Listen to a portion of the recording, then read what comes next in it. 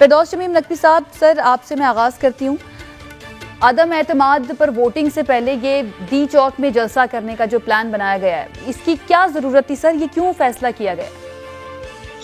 देखिए, बुनियादी तौर पे अगर आप पिछले एक माह में जो जलसे हुए उसने ऑपोजिशन के बयानिए से फूंक निकाल दी। वो कह रहे थे लोग लेकिन लोग तो इमरान खान को सुनने जोग जो मिलसी हो, दीर हो, मंडी बाहुद्दीन हो, हर जगह का जलसा, हाफजाबाद हो, रिकॉर्ड जलसा हो। इस बात की दलील है कि बरक्स उस बयानिए के जो अपोजिशन कह रही है, पाकिस्तान की अवाम, पाकिस्तान की खारजा पॉलिसी, पाकिस्तान के इस स्टैंड के हम जो है अमन चाहते हैं, हम अमन में हर किसी के साथ शराकत दारी चाहते हैं, लेकिन जंग में हम किसी का हिस्सेदार नहीं बनेंगे। उसके सब जो है वो इमरान खान की इस आजादाना पॉलिसी के हामी है और वो समझते हैं कि ये खुददारी के साथ जो पाकिस्तान ने स्टैंड लिया है वो बेहतर स्टैंड है और वो भी लोगों को समझ में आ गया है कि ये जो महंगाई है ये सिर्फ पाकिस्तान में नहीं है, ये महंगाई जो है वो इंटरनेशनल कमोडिटीज की प्राइस बढ़ने से हुई है, सप्लाई चेन डिस्टर्ब होने से हुई है। हुकूमत वक्त का इसमें इतना बड़ा हाथ नहीं है। और जो आपने दूसरा सवाल रेस किया कि इन जलसों से एक पैगाम उनको भी दिया जा रहा है, उन 344 लोगों को दिया जा रहा है जो असेंबलियों में बैठे हुए, कि देख लो अवाम क्या देख रही है, अवाम किससे मोहब्बत का इजहार कर रही है, अवाम अपना लीडर किसको समझती है, अवाम किस पार्टी के साथ खड़ी है। तुम्हें इन्हीं अवाम के पास वोट लेने जाना है। क्या तुम इनके गुस्से को, गजब को, जब तुम इनकी मर्जी के खिलाफ अपना वोट दोगे तो क्या ये तुम्हें वोट देंगे? यानी आपकी अपनी पार्टी के जो मुनहरिफ अराकीन है उनको पैगाम देने के लिए ये जलसा हो रहा है? जी, मैं समझता हूँ मुनहरिफ वालों से ज्यादा हम उनको पैगाम दे रहे हैं जो 172 दूसरी तरफ बैठे हुए हैं। अच्छा, कि तुम भगौड़ों का साथ दोगे, तुम उनका साथ दोगे जिनके भाई भी भगौड़ा, जिनके बेटे भी भगौड़े, जिनके दामाद भी भगौड़े, जिनके रिश्तेदार भी भगौड़े, और वो इमरान खान को भगौड़ा कहते हैं जो पाकिस्तान में बैठा हुआ है। ऐसे झूठों का साथ दोगे? तुम उसका साथ दोगे जिसने फाइलें गायब करवा दी वाजिद शमसुल हसन से, जिसने एक वजीर आजम को खत नहीं लिखने दिया? क्या उसका तुम साथ दोगे? क्या तुम मुर्तजा भुट्टो के कातिलों का साथ दोगे, जो भुट्टो का नाम तो लेते लेकिन उसके कातिलों को नहीं पकड़ते, जिन्होंने $15 मिलियन तो खर्च किए बेनजीर की इन्वेस्टिगेशन पे, लेकिन आज तक कोई कातिल नहीं पकड़ा, 5 साल की सदारत करके और हुकूमत करके चले गए। जो अपनी बीवी के कातिलों को नहीं पकड़ सके वो क्या किसी का एहतसाब करेंगे? नकवी साहब, आपको नहीं लगता कि हुकूमत को जो अपने ही लोग हैं उनके बारे में जरा ज्यादा संजीदा होना चाहिए कि पहले उनको मना लिया जाए बजाय इसके कि ऑपोजिशन के लोगों को मैसेज दिया जाए? देखिए, आपकी ख्याल से हम अहमक हैं क्या? नहीं सर, मैंने बिल्कुल भी ऐसा नहीं कहा सर। आप दी ऑब्वियस की क्यों बात करती है मुझसे? ऑब्वियसली आदमी अपने घर को दुरुस्त रखता है, लेकिन घर को दुरुस्त रखने के लिए कई दफा इकदाम कुछ और किस्म के लेने पड़ते हैं। वो हम सारे इकदाम ले रहे हैं। सर किस तरह के इकदाम जरा प्लीज शेयर कीजिए ना।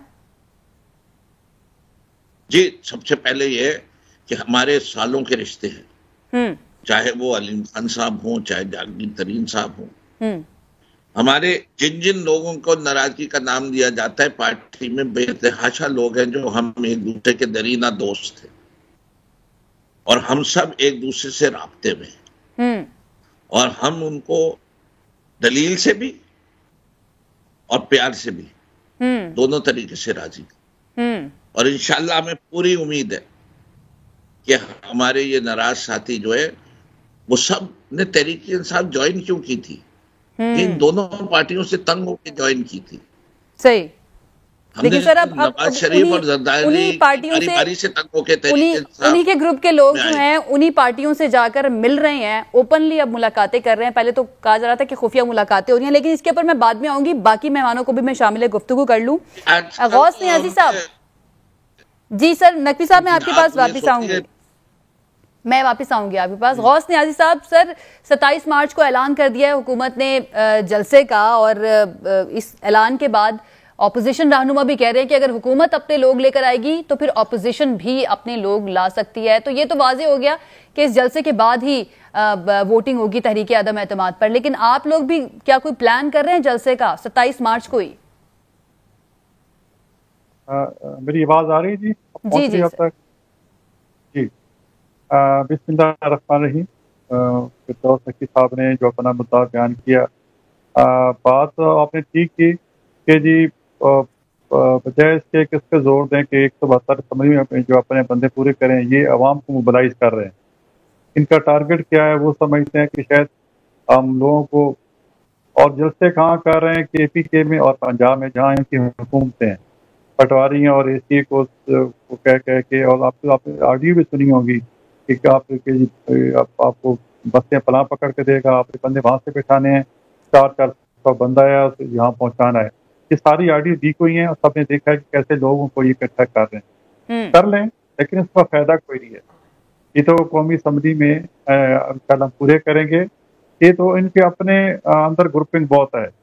चलो ऑन चौधरी हो गया या इधर अलीम खान हो गए, ये तो पंजाब की बात है ना। अभी तो फिलहाल तो मरकज पे है, अपने इत्तेहादियों को जो है वो सारे नाराज।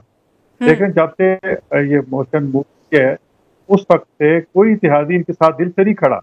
वो सारे, मतलब किसी ने नहीं कहा कि हम जो है ना खान साहब का साथ देंगे, किसी ने खोकर नहीं कहा, सब ने नाराजगी का इजहार किया हुआ। सारे नहीं साहब, किसी ने ये भी नहीं कहा ना कि हम ऑपोजिशन का साथ देंगे। इत्तेहादी तो कुछ बता ही नहीं रहे अभी कि उन्होंने किसका साथ देना है। तो सारे ये मेच्योर पार्टी है। अगर हमारा ऑपोजिशन का साथ देने का भी नहीं कहा तो हुकूमत के साथ देने का भी नहीं कहा, क्योंकि सारी मेच्योर पार्टीज हैं और कौमी पार्टीज हैं, ये बिल्कुल एंड टाइम पे फैसला करती हैं और अपना फैसला करेंगे। और की ना अपोजिशन ने हमने अपना होमवर्क किया है। सब हमें ये कॉन्फिडेंस पेश करने से पहले सब इत्तेहादियों से, इनके इत्तेहादियों से हुकूमत के तरफ बातचीत की है। वो सब ने यकीन तावन की यकीन दहानी कराई है। और ये हमारा जरूरी हक है।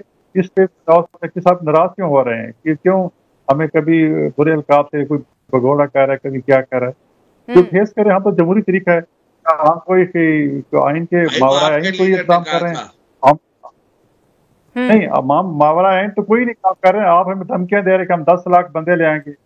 2014 में जब किसी ने आपको कहा था कि 1 लाख बंदे इकट्ठे कर लो तब्दीली ले आते हैं, तो आप तो 10,000 नहीं ला सके थे।